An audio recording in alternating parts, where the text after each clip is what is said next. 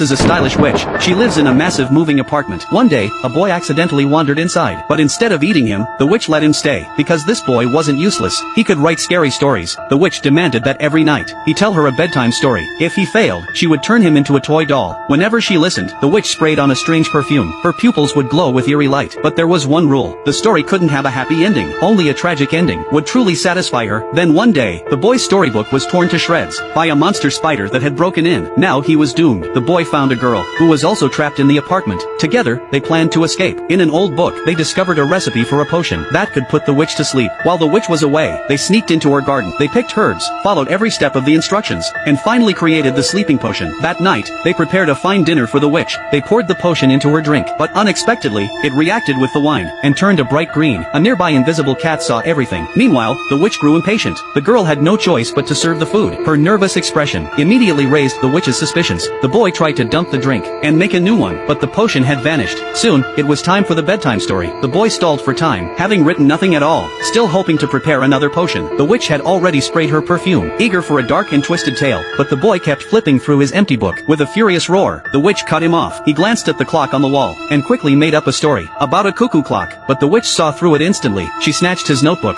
only to find every page blank, not a single story written. The girl rushed to explain, but the witch's rage exploded. Just as she was about to strike them down, she suddenly collapsed. It was the cat. It had secretly poured the sleeping potion into the witch's perfume bottle. Turns out, the cat too was once a victim. The boy scooped it into his backpack. He and the girl opened the main door and rushed outside, but what lay beyond was an endless forest. With no other choice, they ran deeper into the woods. Suddenly, the girl spotted lilies from the witch's garden growing on the trunk of a giant tree. She peeled back the bark and discovered a wall behind it. It was the apartment they had never left at all. And just then, an evil unicorn charged straight at